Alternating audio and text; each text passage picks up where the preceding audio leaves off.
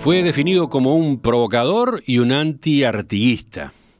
Él se sentía argentino oriental, no uruguayo.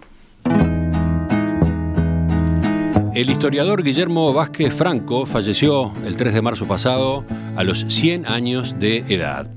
Su obra se caracterizó por cuestionar algunos de los principales mitos fundacionales del Uruguay. Por ejemplo, la construcción histórica de la figura de Artigas, la fecha misma de la independencia de nuestro país. Además, acuñó el término cuenca ganadera para entender la realidad del Río de la Plata en el siglo XIX. ¿Cuáles fueron sus principales aportes? Algunos de sus planteos controvertidos deberían derivar en una revisión de la historiografía nacional. Ustedes saben, el viernes pasado lo discutimos en la tertulia. Hoy volvemos sobre el legado de este intelectual, pero con otro enfoque. Para eso recibimos al profesor Fernando López de Alessandro, historiador, alumno de Vázquez Franco y admirador de su trabajo. Fernando, bienvenido, gracias por acompañarnos. Muchas gracias por el convite. No soy admirador, yo no admiro, ¿sabes? Yo no, creo que hacer una predicción. Vos sabés que yo hace ya mucho tiempo, hace muchos años, más de 30, 40 años, yo dejé de admirar cosas. ¿Cómo entonces te definirías? A ver, corregí eso. Fui su alumno. ¿Lo conociste muy de cerca? Mucho, lo conocí muy de cerca. Éramos muy compinches con el viejo. ¿Compinches? Sí, éramos muy compinches con Vázquez Franco, igual que Fernando Randonea, igual que un montón de alumnos de él, que lo queríamos mucho y lo apreciamos mucho. Yo me considero un lector muy crítico de sus aportes, pero que no lo desdeño por no estar en el establishment. Ajá. O sea, Vázquez era un tipo que era un intelectual que no fue considerado porque no estaba en el establishment. Y ¿Estaba realmente marginado por el establishment? Ah, sí. Te lo pregunto porque en la tertulia... Una parte del establishment, sí, lo desdeñaba. En la tertulia del viernes, Carolina Porley, sí, historiadora ella también, decía que eso no era así. Por ejemplo, destacaba que fue docente en el IPA, Instituto de Profesores Artigas, destacaba que sus libros se publicaban, destacaba que en los medios de comunicación era un entrevistado frecuente. Claro. Pero el establishment eso que dice Carolina es una cosa y el establishment es otra. Por ejemplo, Vázquez Franco nunca publicó en Banda Oriental. Por ejemplo, cuando vos ves, o sea, la conquista justificada sale en Tauro, Tierra y Derecho en la Rebelión Oriental sale en Proyección, y Berra, la historia prohibida, sale en Mendrugo, igual que Adiós que Traición a la Patria. O sea, son editoriales que no son el núcleo duro de la cosa, ¿entendés? O sea, son buenas editoriales, quiero ser claro, son excelentes editoriales, pero no son el núcleo. Por un lado eso. Por otro lado, Facultad de Humanidades, y eso me consta porque yo trabajé en Facultad de Humanidades, lo tenía totalmente estigmatizado. No así Facultad de Ciencias Sociales. No hay que olvidarse que en la Universidad de República hay dos áreas históricas distintas. Una Facultad de Humanidades, que es quizá la más ortodoxa y rígida, y un área que apareció por necesidades intelectuales en la Facultad de Ciencias Sociales, también de Historia. Hay dos áreas de Historia en la misma universidad, donde vos tenés una visión más laxa, más abierta, más plural, a tal grado que en vida a Vázquez Franco en la Facultad de Ciencias Sociales le hace un homenaje que se lo organizan Pepe Rira, Gerardo Caetano, Jaime Jaffé, Felipe Monestier, Bukeli, etcétera. Yo fui a ese homenaje, obviamente, y Facultad de Humanidades no. Entonces el homenaje es de Ciencias Sociales. De Ciencias Sociales, sí, del Departamento de Ciencias Políticas, ¿no? Del Instituto, de Ciencias Políticas.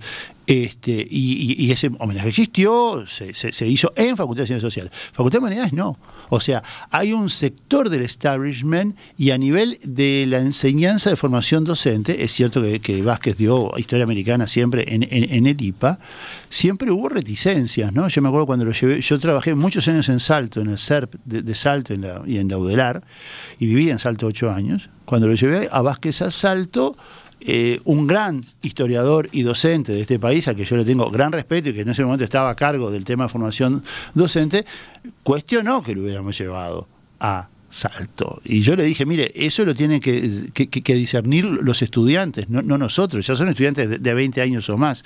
Y me dio la razón. Pero sí, hay una marginalidad. Ahora, por otra parte, otra cosa son ¿no ocurrió que él mismo construyó un personaje? Sí, claro. Él mismo construyó ese personaje de historiador segregado. De historiador rebelde. De historiador rebelde. Ahí está. O sea, era un rebelde, ¿no? Yo creo que ahí lo marca mucho su origen, ¿no? Era un hombre que fue anarquista mucho tiempo. Después viró al liberalismo, era un neoliberal, ¿no? Pero fue un anarquista mucho tiempo y fue un gran rebelde y un hombre de orígenes, era un tipo extremadamente meritorio, pero era un hombre de orígenes muy humildes, ¿no? Muy humildes. El padre era un trabajador, era trabajador gráfico, murió su padre cuando él era y su hermana eran muy pequeños, muy chiquitos, vivieron una situación muy crítica, su madre tuvo que lidiar con una situación trágica y de pobreza extrema. Y él, Perecho, él levantó, entró a trabajar en la Contaduría General de la Nación y a partir de allí construyó toda su carrera con una visión siempre muy crítica. O sea, en ese sentido, la generación 83 y la generación del IPA del 85, que es a la que pertenezco yo pertenezco a la generación 83, Facultad de Derecho. La generación 85, que es, podemos decir, la primera postdictadura, llegamos allí muy críticos de todo y nos encontramos a este tipo que sintonizó enseguida. Inclusive gente que formaba parte del núcleo duro del PC, que estaba en nuestra clase, militares inclusive, nombro a Carlos Cabán, a Fernando Randonea, a toda esa generación, que encontramos en Vázquez una manera de ver la historia, para la cual nosotros generacionalmente ya estábamos prontos, porque ya no nos vendían versos, ya habíamos pasado por la dictadura, ya habíamos pasado por la apertura, ya habíamos pasado por un montón de cosas y ya se nos venía encima la caída del muro de Berlín. Entonces, viste, mi generación y las generaciones posteriores ya no nos venden los cuentos al estilo de lo que decía León Felipe, ¿no? Tengo una cantidad de preguntas para ir recorriendo contigo, pero capaz que lo primero es una pregunta abierta. No ir a ningún punto en particular, de los varios que pensaba consultarte. Tú, tan cercano a la obra de Vázquez Franco, ¿dónde considerás que está el principal legado de su trabajo? Mira, son varios. Primero, desde el punto de vista disciplinar, él tiene un primer libro de postdictadura que es Economía y Sociedad en el Latifundio Colonial, que fue un libro que transmutó luego, que lo publicó Mendrugo, que se llama Formas de Vida, pasó a llamarse Formas de Vida en el Latifundio Colonial. Economía y Sociedad en el Latifundio Colonial yo creo que es de los más importantes juntos con Tierra y Derecho, ¿no? Desde el punto de vista de lo que es el aporte al análisis histórico. A ver, ¿por qué? Hay dos conceptos hay dos conceptos, vamos a decirle así, básicos. El primero, la teoría de la cuenca ganadera. Eso es medular. ¿Podemos explicarla? Vázquez sostenía que, como sostienen todos los historiadores, que en la región, esa región que está marcada por el sur de Paraguay, el litoral argentino, incluyendo Santa Fe, el norte de provincia de Buenos Aires, la provincia más rica que había, que era la Banda Oriental, 350.000 kilómetros cuadrados y 8 millones de cabezas de ganado, y el sur de Brasil, el sur de Río Grande, conformaban lo que él llamaba la cuenca ganadera. O sea, allí la principal explotación era el ganado, la principal riqueza era el ganado. Se introdujo los españoles introdujeron el ganado, acá esa economía floreció y crea un tipo de economía destructiva, el viejo la llamaba también modo de producción gaucho, y esa cuenca ganadera vive, como lo dice la palabra, del ganado, y tiene una dinámica económica y de explotación propia. O sea, no hay Estado casi, no hay leyes, no hay régimen, no hay fronteras, no hay límites y no hay limitantes, que es lo más importante. Entonces el ganado circula permanentemente de manera libre y se compensan las faltas de ganado en una región con la explotación y traída de ganado de otros puntos de la región más ricos. El más rico era la provincia oriental, la banda oriental. Por eso se tarda tanto la colonización de la banda oriental, porque era el lugar desde donde accioneros, bandeirantes, desde Portugal, etcétera, explotaban el ganado cimarrón, y si vos poblabas la banda oriental, ese ganado iba a pasar a ser, y esas tierras iban a pasar a ser propiedad de alguien. Entonces el concepto de cuenca ganadera te explica muy claramente lo que es la dinámica económica de lo que Vázquez llamaba el bajo coloniaje.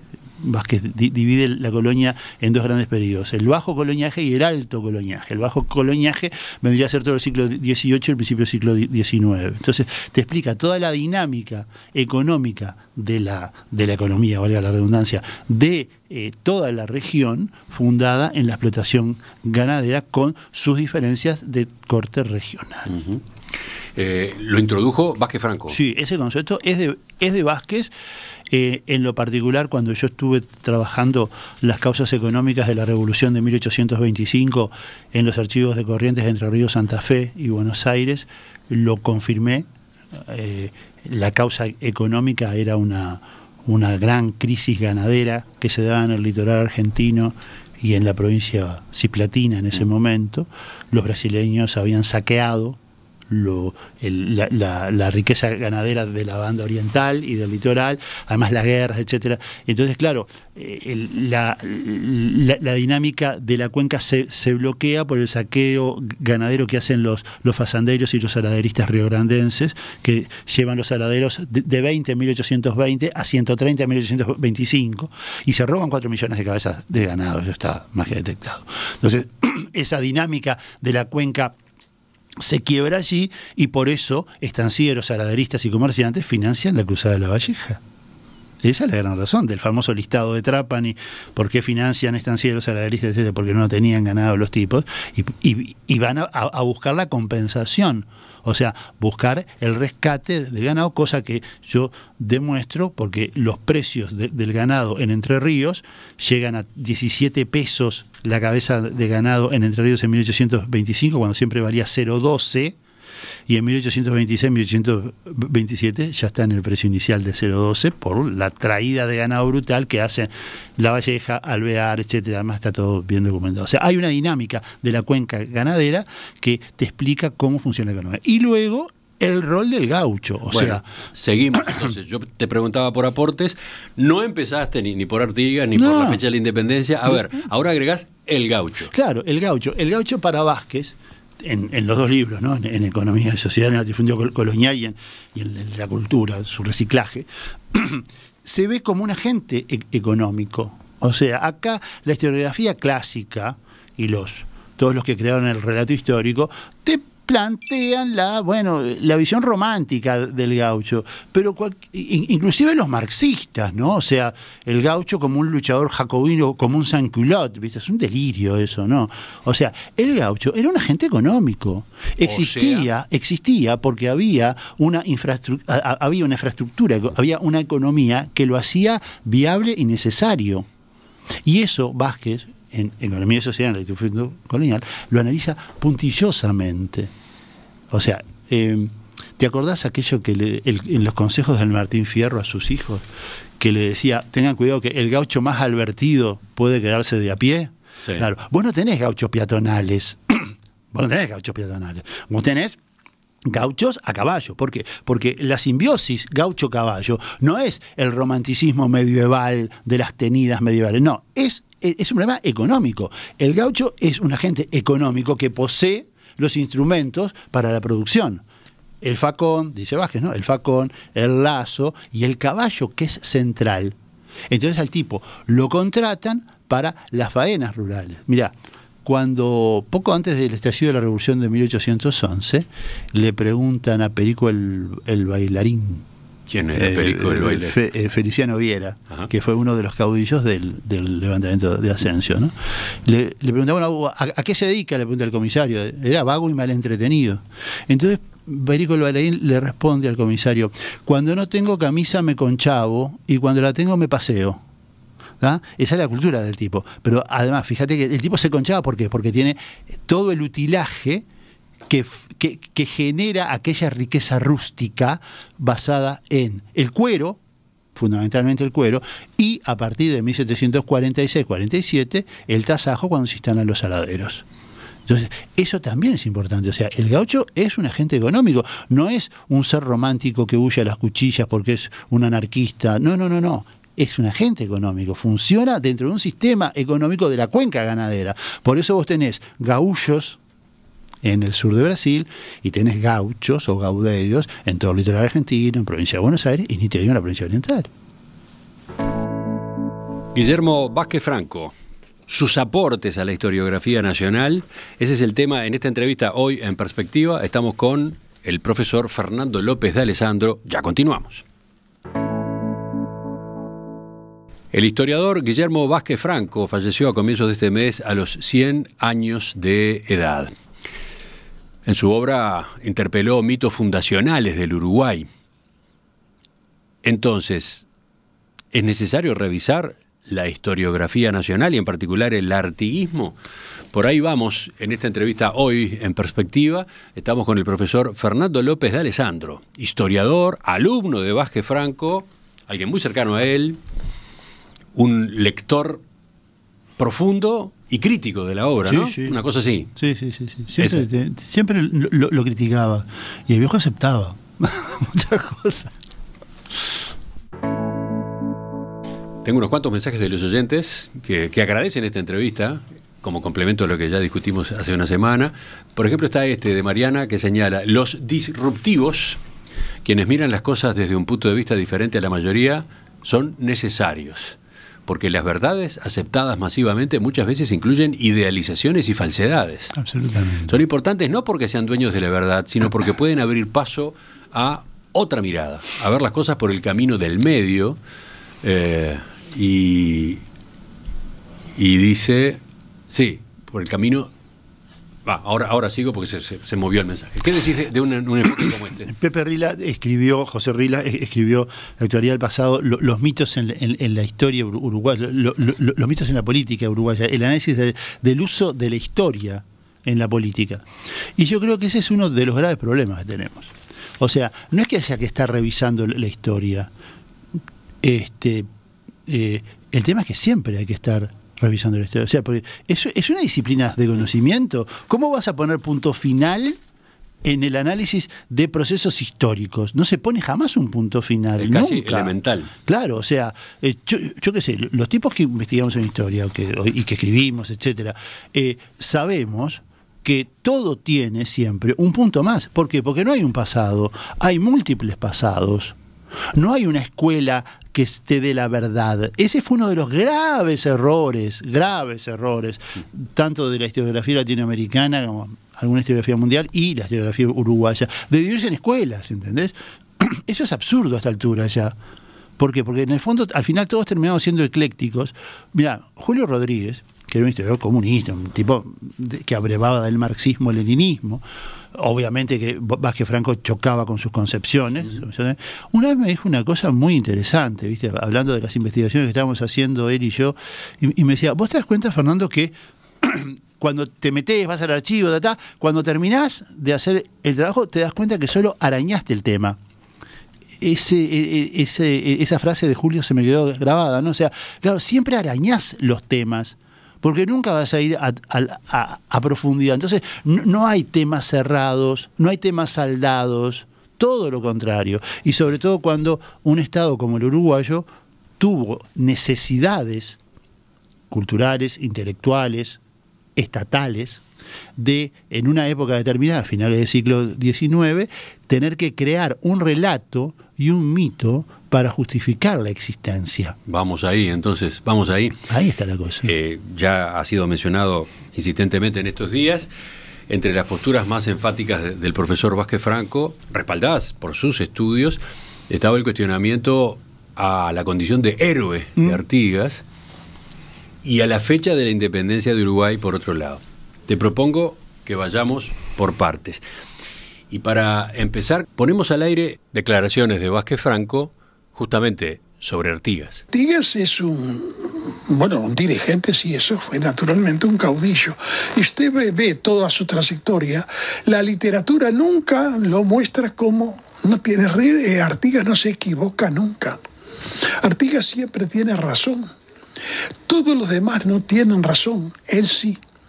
Él da la solución para todos los problemas que se le plantean a la provincia. Los demás son los que no lo entienden. Es decir, Artigas es impoluto. ¿Cuáles eran puntualmente las objeciones de Vázquez Franco sobre Artigas? A ver, en primer lugar, el tema en Vázquez, o sea, hay una cuestión del mito. O sea, uno de sus libros más trascendentes, podemos decir, no el mejor, pero sí uno de sus más trascendentes, se llama La historia de sus mitos, que fue el que causó gran impacto, tiene varias ediciones. Es un libro que sale cuando se publica una obra maestra de la historiografía uruguaya, que nos impactó a todos cuando salió, que fue el libro de Carlos Real de Azúa, los orígenes, que le pusieron Los orígenes de la nacionalidad uruguaya, que es la crítica historiográfica, historiológica y el análisis histórico más profundo y contundente y erudito que se haya hecho sobre los cuestionamientos a las teorías de la independencia uruguaya y el proceso revolucionario de 1825. Ese libro a todos nos impactó, y a Vázquez lo impactó, y generó ya la disparada de salir a decir lo que antes decía reservadamente. O sea, él en secundaria, en la década del 60, llegó a sufrir un planteo en el Consejo Nacional de Gobierno porque se animaba a cuestionar tímidamente estas cuestiones de Artigas, etcétera. Entonces luego de la dictadura, ya respaldado además por un montón de gente que teníamos visiones críticas de todo, el viejo se largó. Entonces, ¿cuál es el punto con Artigas, no? O sea, yo creo que... La crítica estaba en la construcción histórica que se hizo en torno a él. Claro, por un lado está la crítica a la construcción histórica que se hizo de Artigas, ¿no? O sea, la necesidad del mito, y esa necesidad del mito lleva a el endioseamiento, aquella canción de para la historia un genio, para la patria un dios. Yo soy ateo, no creo en Dios, y no creo que haya genios, o sea, no creo que sea para la historia un genio. El origen está en la presidencia de Máximo Santos. Claro, por lo tanto 1882, 1886. Exacto. Entonces, ¿qué hacen? Descentran la figura del tipo y le hacen decir y sostener cosas y lo usan políticamente de forma tal que satisface a todos, extrema derecha, extrema izquierda, liberales. Entonces vos tenés un Artigas católico, un Artigas conservador, un Artigas liberal. La izquierda tiene un Artigas jacobino, que es un disparate. Si esa ondita siguiera hoy en el siglo XXI, vos tendrías un Artigas gay, un Artigas LGBT. Tremendo. O sea, vos te reís. Ahora te pusiste tú en provocador. Claro, vos te reís. ¿Por qué? Porque no puede haber un Artigas LGBT. Ya se terminó esa forma de pensar la historia. De la misma forma que yo me río cuando veo que plantean un Artigas jacobino, un Artigas liberal. No, Artigas fue un caudillo de la provincia más rica, y la única con frente atlántico que podía competir con la capital de la revolución, que era Buenos Aires. Artigas fue un caudillo. ¿Por qué el énfasis en ese término? Porque era un caudillo, era lo que era un caudillo. Entonces, por lo tanto, o sea, cuando el Estado español implosiona, cuando se cae la monarquía en España y acá el Estado español implosiona, no había condiciones para hacer una revolución liberal y demoburguesa. Vamos a decirlo claro, 1810 fue todo un problema, porque no había una institucionalidad alternativa que sustituyera lo que había antes, como pasó en la Revolución Norteamericana, o como pasó en la Revolución Francesa, o como pasó en la Revolución Británica en el siglo XVII. Acá no había una institucionalidad alternativa, entonces se genera un inmenso vacío de poder en las provincias, que es sustituido por los más poderosos, los más ricos y los más vaqueanos. Entonces acá era Artigas, con un agregado más. O sea, esta provincia era la provincia más poderosa. ¿Por qué? Porque era la que tenía el mayor reservorio de ganado, 8 millones de cabezas de ganado, y tenía, como te decía, el frente atlántico. Y eso al tipo le da un poder inmenso. Ahora, de todos los caudillos que conformaron la Confederación, el viejo virreinato, etcétera, es el único que gobernó solo. Todos los caudillos gobernaban con una legislatura al lado, y esa legislatura en cierta forma hasta los limitaba, hasta Juan Manuel de Rosas tuvo que hacerlo. Artigas no, es el único que gobierna solo. Entonces ahí se crea una tipología de un caudillo determinado en un lugar determinado, cuya visión no llegaba más allá de sus fronteras, digamos, ¿no? O sea, ¿qué era Artigas? Era un hombre de su época en un lugar determinado, en una época determinada. Por lo tanto, Franco incluso hacía notar sus déficits en materia de educación. Por supuesto. Era una persona que tenía la enseñanza elemental que básica. Se impartía en aquella colonia. Claro. Tenía la formación de lo que hoy llamaríamos la enseñanza primaria.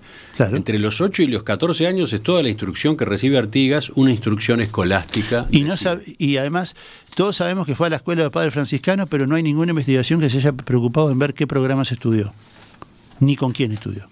¿Tenés asignatura pendiente? Absolutamente. Entonces, ¿qué pasa? Vázquez, en realidad, inserta este caudillo rústico, autoritario, que se manejaba con el utilaje político que tenía en un lugar que tenía 350.000 kilómetros cuadrados y 30.000 habitantes, Emiliano. La Colombes y la Olímpica del Estadio Centenario. Esa era la población en todo ese océano verde y de vacas. ¿Qué le querés pedir al tipo? ¿Que sea Churchill? ¿Qué querés? ¿Que tenga la Cámara de los Comunes? Entonces, es esa manía que tenía la historiografía que decía uruguaya de traer categorías europeas o bíblicas, como Zorrilla de San Martín, que armó el Éxodo y lo transformó en Moisés, ¿viste? Abrió las aguas de la Yui. Es terrible. No, entonces, ¿nosotros qué queremos hacer? Vamos a bajarlo a la realidad real. En una entrevista en El País en 2011, Vázquez Franco definía a Artigas como un hombre que no tenía ninguna aptitud política. No tenía. Impolítico. Era impolítico, ¿cierto? Intransigente. Absolutamente, cometió gravísimos errores. Mirá, hay una cosa que yo una vez lo hablé con Brusquera, y Brusquera se reía y me hacía gestos. Otro gran historiador. Óscar Brusquera escribió con Reyes Abadí y Meloño un clásico, que es el ciclo artiguista. Entonces, esquivan las metidas de patas de Artigas. Pero hay una metida de patas de Artigas que es inesquivable, que es su apoyo al motín de Fontezuelas, que fue un error político que te da la pauta de lo limitado del tipo. A ver, ¿no? Ubiquemos o sea, 1818 se cae el directorio, se vuelve a la gobernación, la revolución federal está en marcha, van a tomar Buenos Aires, Artigas puede tomar Buenos Aires, entonces Álvarez Thomas se alza en Fontezuelas, se declara federal y apoyar a la revolución, y Artigas, en un acto de torpeza política brutal, acepta eso y no toma el poder. Claro, porque los límites del tipo, hay que verlo, era la provincia, nunca fue una ciudad, nunca fue Montevideo, imagínate Buenos Aires, y comete ese error y regala el poder. Entonces, en el siglo artiguista, ¿qué hacen? La metida de patas es de comunal. Entonces, citan una página entera, creo que de Ariosto Fernández, donde él sí se anima a criticar, pero ellos no. Y yo le dije a Brusquera, señor Chichiquirini, ¿por qué no lo criticaron ustedes? Y se ríe y me dijo, Fernandito, esas cosas son un problema. O sea, claro, ¿entendés? Él me quería mucho, yo lo quería mucho a él. Y esas cosas son... Entonces, se lo hacen decir al otro, ¿tá? En el clásico. Lo que no quita que el libro sea, que la obra sea valiosa, quiero decir. Entonces, ¿qué sucede? Vázquez ve a Artigas, independientemente de las cosas que decía para escandalizar, que le encantaba escandalizar, y yo creo que eso es una virtud, pero también puede ser un defecto. Sí, porque genera bloqueos. Claro, ¿no? Claro, genera bloqueos. Ve a Artigas como parte de un proceso, ¿entendés? De un proceso histórico que arranca con la Revolución de 1810 y que termina en lo que él llama la traición a la patria, que en realidad el libro se iba a llamar Adiós a la patria, que es la ablación, la fragmentación de la región y la separación de la provincia oriental vía convención preliminar de paz, que era su gran tema final, podemos decir, ¿no? O sea, cuando yo lo llevé a Salto, yo daba clase en lo que ahora es la Casa de Gobierno, entonces había un balcón hermosísimo que daba al río Uruguay, y abro el balcón y le muestro, y del otro lado está Argentina. había a 500 metros. Y Vázquez me dice, ¿qué isla es esa? Y yo le digo, no, Vázquez, eso no es ninguna isla, eso es Entre Ríos, es Argentina. Y me mira asombrado y me dice, ¿eso es el continente de Entre Ríos? Yo digo, sí, ese es el continente de Entre Ríos. ¿Y qué distancia hay? 500 metros. Y se agarra la cabeza y me dice, López, no tiene sentido que a 500 metros haya otro país. ¿Se da cuenta? Esto es por culpa de la Convención Preliminar de Paz. Vayamos a eso. Estábamos mirando un apunte tuyo, pero ¿es correcto que Vázquez Franco rescató del olvido la Convención Preliminar de Paz? Absolutamente. Mira, yo me tomo el trabajo desde hace ya 40 años de docencia, de todos los años cuando doy este tema en regional, en Historia Regional del Río de la Plata, le pregunto a mis alumnos si conocen, si habían oído hablar, no si la conocían, habían oído hablar. Nadie oyó hablar. 1828. ¿No? Octubre de 1828. Entonces, claro, ¿qué pasa? El punto final, que es la ablación, como decía Real de Azúa, o la separación o la creación del país, la invención del país por parte de un conjunto de factores que Vázquez analiza y que tiene, no es que vino solamente el Lord Ponsonby y trajo la fórmula. ¿No? O sea, hay un conjunto de factores que están incidiendo, el desgaste final de lo que fue el gobierno de Rivadavia, la caída del gobierno de Rivadavia y el gobierno de Dorrego, la intención que tenía la población de la provincia oriental de volver a ser parte de las Provincias Unidas del Río de la Plata, que era la verdadera intención de Lavalleja. Hay un dato que yo siempre uso y juego con él, que es muy interesante, sobre el tema de la argentinidad del proceso de 1825. No solo es el manifiesto de Lavalleja que se encabeza a Argentinos Orientales. Cuando eligen a Rivadavia presidente de la Argentina, el primer presidente de la Argentina fue Bernardino Rivadavia, que lo elige la Asamblea Constituyente. ¿Sabes cuál era el otro candidato a la presidencia argentina? ¿Sabés, Emiliano, cuál era el otro candidato a la presidencia argentina? No. Era Juan Antonio Lavalleja. Ese dato, impactante, que es impactante, que yo lo leí por primera vez en el libro de Real de Azúa, que a mí me dejó dado vuelta ese dato y el libro. Creo que da vuelta a la cabeza de todos los oyentes en este momento. El hecho de que Juan Antonio Lavalleja haya sido candidato a la presidencia argentina, disputándole la presidencia de Rivadavia, es central, pero además lo grave es que ese dato siempre se desdeñó. Siempre se desdeñó. Se dejó de lado. Y a la vez se inventa un Lavalleja artiguista, que es mentira. Porque la cruzada que este año cumplimos 200 años, es radicalmente antiartiguista. Pero no porque lo diga yo, porque lo dice Lavalleja. Entonces, claro, ¿qué pasa? En el intermedio, el artiguismo es para Vázquez, con todas las limitaciones que el tipo tuvo, que las tuvo. Esta plaza que estamos viendo acá enfrente es una síntesis terrible de la mentira histórica. La Plaza Independencia, aclaro para quienes nos escuchan por radio y capaz que no recuerdan dónde está ubicado este estudio. La Plaza Independencia, que la estoy viendo acá, donde vos tenés Artigas montado en un caballo europeo asimilado a César, rodeado por 33 palmeras que simbolizan los 33 orientales, en una plaza que se llama Independencia. Cuando él no quería la independencia, los 33 tampoco, pero además los 33 no reivindicaban a Artigas, sino que lo rechazaban. Tremendo, tenemos que poner una cruz gigante a esa plaza y... No, para nada, no hay que tocar nada. Me niego rotundamente, no hay que tocar nada. Porque habla de una época. Porque habla de nosotros como sociedad, ¿sabes? Habla de una construcción. Habla de nosotros como sociedad. Habla de nosotros como sociedad en un proceso histórico. No hay que olvidarse que este país, en realidad, esta sociedad, el país, Wilson Ferreira Aldunate decía que el Uruguay era una comunidad espiritual, ¿no?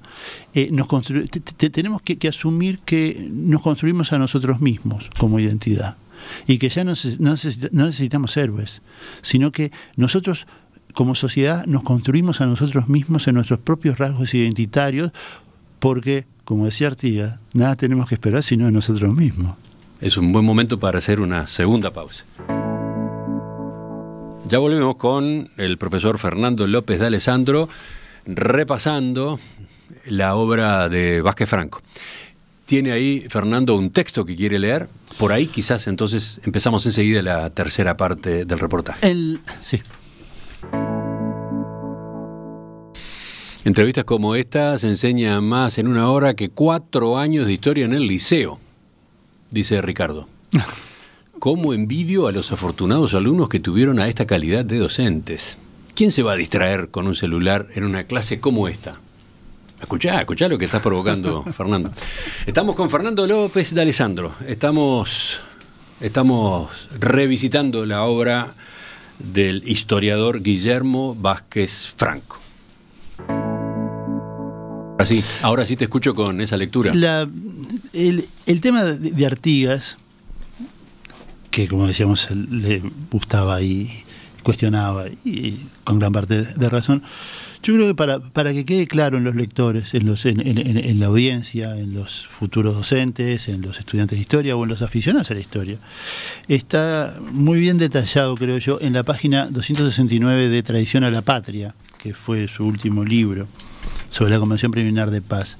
Y entonces, criticando la Convención Preliminar de Paz y analizándola, Vázquez plantea lo siguiente, que creo que cierra un poco el enfoque tan polémico de Artigas, del que estamos hablando. Dice Vázquez: yo, en cambio, me consustancio plenamente con Artigas, que a la vista está, con su elocuente silencio, desconoció un pacto de trastienda que rompió su patria, la mía y la suya, lector, nuestra patria. No rechazo el legado, que más que legado siento como un mandato testamentario que para los orientales supérstites debería ser inexcusable. Somos una parte de esa patria, ella es una parte nuestra.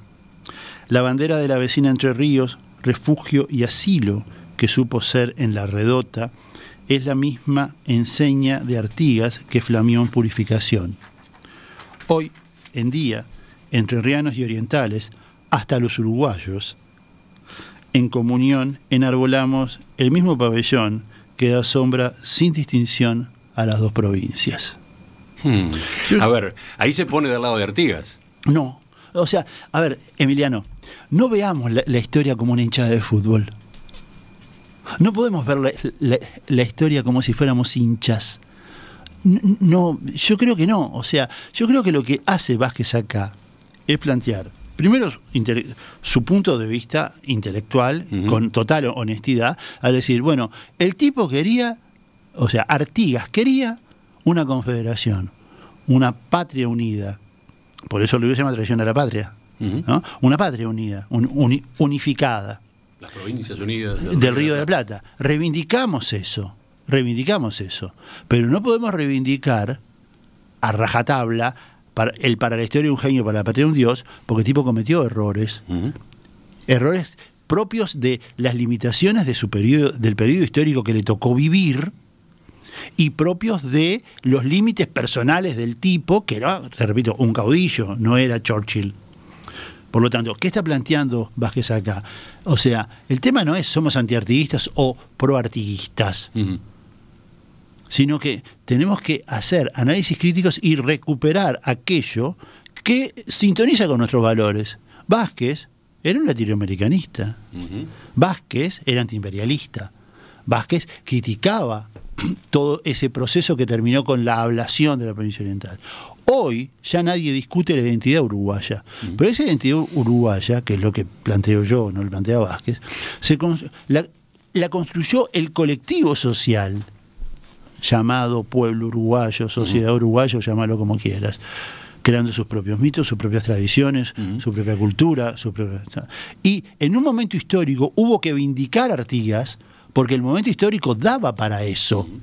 Hoy ya eso terminó, y creo que el mejor homenaje que le podemos hacer a todos los que nos precedieron es hacer análisis críticos de sus roles históricos sin inventar relatos que justifiquen al estilo europeo la construcción del Estado nacional. O sea, no te tocó Carlomagno, te tocó Artigas, no te tocó Napoleón Bonaparte, te tocó Lavalleja. Bueno, con eso nos tenemos que arreglar. Para ir pasando en limpio, por ejemplo, las observaciones a propósito de la independencia. Ya creo que quedó dicho, pero ordenémoslo. Está claro, para Vázquez Franco, la independencia no fue en 1825. Para nada, yo creo que nadie. Hoy creo que para nadie. Nadie, ¿no? Nadie en su sano juicio lo sostiene. O sea, aquel 25 de agosto de 1825 no pasamos a ser independientes, nos separamos del Imperio de Brasil, pero a continuación y casi en el mismo acto es la independencia más breve de la historia de la humanidad. Nos sumamos a las Provincias Unidas del Río de la Plata. Claro. ¿No? O sea, no duró nada la independencia. Claro. En todo caso fue la fecha de la independencia de Brasil. Y al mismo tiempo la incorporación a las Provincias Unidas del Río de la Plata. Independencia pura o completa fue la que se dio en 1828, ahí sí, con la Convención Preliminar de Paz. Claro, ahí inventan el Estado de Montevideo. ¿El Estado de Montevideo le decís tú? Sí, claro. No lo digo yo, la Convención Preliminar de Paz lo dice. Yo no lo digo. O sea, ¿qué pasa? Acá me pongo en historiador pesado. A ver. En amargado. No existe, en el Palacio San Martín, que fue Vázquez y después fui yo al archivo, no existe el texto en español. Es un documento brasileño. Yo creo que el análisis de que hace Vázquez Franco de la Convención Preliminar de Paz es sencillamente brillante. Sencillamente brillante. Y cuando yo fui al Archivo General de la Nación, encontré todo el proceso documental que está allí, que el viejo no... Claro, Vázquez no iba al archivo, Vázquez se manejaba con fuentes secundarias. Entonces veníamos nosotros, que somos los ratones de biblioteca, y le decíamos, mire este documento, mire este otro. Entonces, claro, yo creo que la crítica, como te decía, a la Convención Preliminar de Paz es sin duda brillante, ¿no? Es la mejor que hay en el Uruguay, que se hizo en el Uruguay. Porque primero es un documento brasileño, es un momento en donde el emperador otorga y Guido y Balcarce aceptan ese otorgamiento. O sea, otorga la independencia y Guido y Balcarce acuerdan. Dorrego, en un documento que encontré yo, les plantea a Guido y Balcarce la marcha atrás. No entreguen la provincia oriental, no acuerden la independencia, acuerden solo la integración. Y Balcarce y Guido lo traicionan a Dorrego, le dicen que no van a acatar su orden y por lo tanto siguen adelante con la tesis de Ponsonby. ¿Ah? Entonces, cuando sucede ese documento, además lo cita René Orsi en una muy documentada biografía de Dorrego. Entonces, ¿qué sucede? Cuando se produce la Convención Preliminar de Paz, si el emperador llamaba a esto provincia oriental, que como se llamaba, estaba reconociendo la actitud argentina, estaba reconociendo los derechos argentinos. Entonces no la puede llamar provincia oriental. Entonces, ¿qué dice la convención? Dice, la provincia de Montevideo, hoy llamada Cisplatina. O sea, los argentinos aceptaron la concepción, o sea, aceptaron la provincia cisplatina, pero el emperador no aceptó, entonces le pone provincia de Montevideo. Así nacimos. Por eso, claro, por eso cuando vos abrís el primer tomo del diario de sesiones de la Constituyente, de 1828-1830, dice Estado de Montevideo. Después tuvieron que hacer un mantantirurirulá constitucional para ver qué nombre le ponían. Los nombres que tuvieron que elegir, en el nombre está la cosa, hoy sabemos que el nombre hace la cosa. Entonces tuvieron que hacer una grilla de nombres. Entonces pensaron ponerle Estado del Norargentino. Norargentino es la patria de la tumba. Sería. Después pensaron ponerle Estado de Solís. Soliseños, la patria de la tumba. Después pensaron ponerle Estado del caudaloso Río de la Plata. Un poco largo. Caudaloseños, la patria de la tumba. Estado de Montevideo. Entonces Echauri plantea, no, mire, vengo del interior, no gustan los nombres, no gusta que se llame Estado de Montevideo, y Echauri propone, vamos a ponerle Estado Oriental del Uruguay, que no dice nada, es una dirección. Es una dirección, una referencia, o sea, geográfica. Lo uruguayo nace con lo colorado después de Santos. Jorge Luis Borges contaba cómo su abuela, que era uruguaya de Soriano, se enojó muy, pero horrible con Santos, porque se autodesignó uruguayo cuando la abuela de Borges se definía como oriental. O sea, porque el debate duró y duró mucho, y el debate a finales del siglo XIX no solo fue entre Berra y Ramírez, no solo prohibieron a Berra. Berra era, recordemos. Claro, es el autor del bosquejo histórico de la República Oriental del Uruguay, que motiva el libro quizás más trascendente de Vázquez, que se llama Francisco Berra, la historia prohibida. Es un libro que hasta el día de hoy está prohibido, porque Jacobo Varela en 1895 prohibió su circulación en los institutos de enseñanza pública. Y ese decreto, esa resolución de Jacobo Varela nunca se derogó, y hubo un debate en búsqueda entre Vázquez Franco y Ope Pasqué, donde Ope Pasqué sostenía que no había que derogarlo y Vázquez Franco sostenía que sí, que había que derogarlo. A mí me parece que sería buena cosa, del punto de vista simbólico, que sus dos alumnos dilectos, el profesor Yamandu Orsi y el profesor, el actual ministro de Educación y Cultura, José Carlos Maía, que fueron alumnos de Vázquez Franco, tuvieran a bien derogar esa resolución que está caduca, que nadie le da pelota, porque yo llevo el Berra a mis clases y se los leo a los chiquilines. Pero el decreto está vigente. Pero el decreto está vigente. Impactante. Claro, porque Berra sostenía una visión de Artigas crítica, a contramano de la que se estaba construyendo en aquella época. Exacto, ¿no? Exacto. Era crítico. Él además, Berra era hombre de la Asociación de Amigos de la Educación Popular, fue el tipo que armó los programas de historia para las escuelas. Y Berra publica el bosquejo histórico, donde hace un análisis crítico de Artigas, no ni lo agrede ni lo insulta, pero hace un análisis crítico del punto de vista positivista, que era la escuela en boga en la época, ¿no? Así que tenemos un signo de interrogación para el nuevo gobierno. Te has planteado ahí una inquietud para el Ministerio de Educación y Cultura, para el ministro Maía, para el profesor Orsi, el presidente de la República. Y para el presidente. Fernando, para ir cerrando, entonces, la independencia no fue en 1825, la independencia fue en 1828 con la Convención Preliminar de Paz. No sé.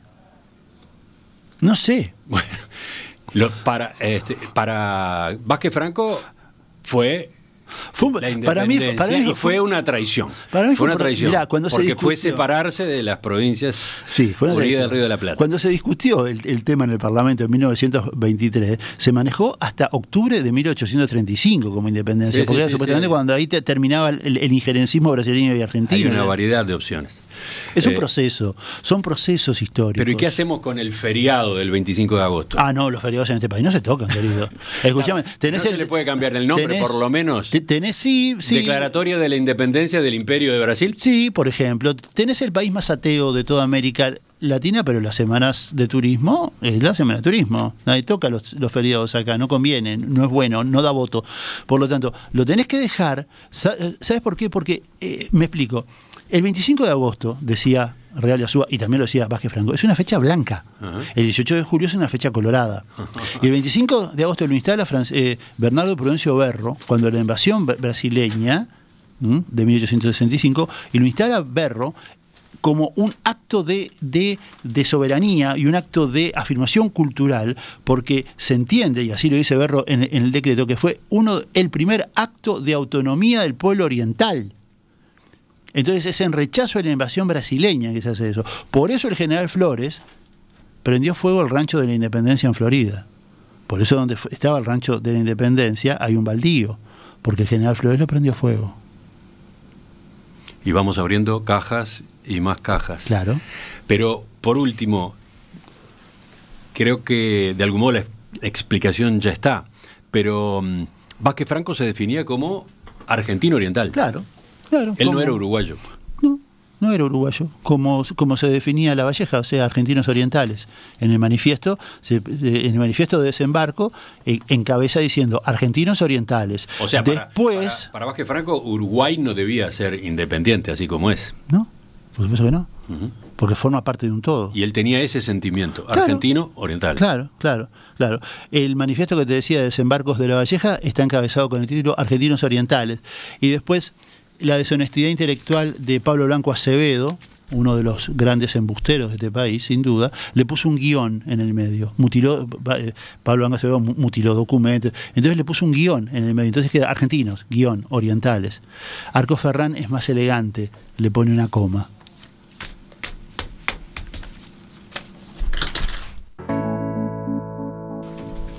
Fernando, creo que hicimos una recorrida suficientemente amplia como para despertar inquietudes en los oyentes, ¿no? Ojalá. Hicimos como un gran punteo, nada más. Sí. Pero quedaron tantos temas abiertos que seguramente conviene volver sobre algunos de ellos. Ahora, fuiste al pasar mencionando libros de Vázquez Franco. ¿Te faltó citar alguno que recomiendes en particular? Yo siempre recomiendo en particular, como te decía, Economía y Sociedad en el Latifundio Colonial, que después cambió a Cultura en el latifundio colonial. Tierra y Derecho en la Rebelión Artiguista, si bien es un libro donde muy jurídico, en donde Vázquez te muestra la raíz hispanista del artiguismo. refutando definitivamente todas las concepciones que hablan de la Artigas liberal, la Artigas jacobina, la Artigas, que es muy interesante. Berra, la historia prohibida. Yo creo que Berra, la historia prohibida es una crítica historiográfica impecable, que al lector le va a aclarar, al lector le aclara muchas cosas, pero si quieren pasar un buen rato, sin duda La historia y sus mitos es un libro para pasar un buen rato. Además, Vázquez escribía muy bien, y además Vázquez era un tipo divertido, ¿sabes? O sea, no era solemne. Una de las cosas que más nos atraían a todos de Vázquez es su total falta de solemnidad. Ojo, era un tipo serio, formal. Yo nunca lo vi sin saco. Lo vi alguna vez sin corbata, pero nunca lo vi sin saco. Era un tipo formal, muy respetuoso, muy atildado, Jamás le oí decir, rara vez le oí decir un insulto, rara vez. Tipo muy atildado, muy formal, pero un tipo muy divertido. Muy divertido. Y eso es muy importante, o sea, porque le quitaba solemnidad. Y al quitarle solemnidad a sus análisis y a sus procesos intelectuales, lo acercaba a la gente. Yo creo que este es un país intelectualmente muy solemne, porque esa solemnidad en realidad oculta graves limitaciones en lo que son los análisis de nuestros diversos pasados. Y acá tenemos otro tema. Claro. Este es un año especialmente propicio para discutir estas cuestiones, ¿no? Es el año del bicentenario de los hechos históricos de 1825.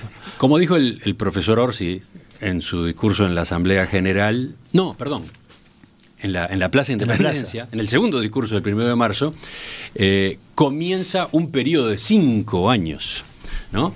En el que vamos a estar reflexionando y discutiendo sobre los orígenes de la República Oriental del Uruguay. Festejo en festejo. De festejo Yo en festejo. creo que 1825 a 1830. Y quizás más, decías tú todavía. Sí. Se podría seguir. Sí, pero yo creo que sí, es un buen momento para la reflexión.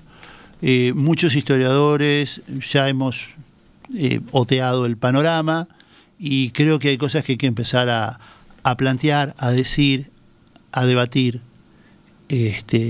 Porque yo creo que ya, viste, cuando cumpliste 200 años, Vázquez cumplió 100. Entonces, cuando cumpliste 200 años ya tenés los pantalones largos como para mirarte al espejo con total sinceridad y decirte realmente de dónde venís, de dónde sos, qué sos y a dónde vas. Creo que esta sociedad ya es lo suficientemente madura y grande como para poder encarar sin fanatismos y sin criterios de hinchada de fútbol, una visión crítica de nuestro pasado que nos haga entender qué somos y hacia dónde vamos, sobre todo en un mundo tan crítico como el que estamos viviendo, tan peligroso como el que estamos viviendo, en donde tenemos que tener muy claro qué hacemos con este rincón del mundo que se construyó tan bien, ¿sabes?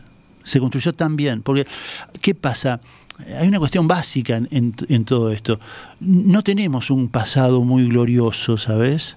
No tenemos un pasado muy glorioso. Como yo soy hijo de un almacenero y de un dueño de una vinería en la Ciudad Vieja, y soy historiador. Mis abuelos estarían orgullosos de mí.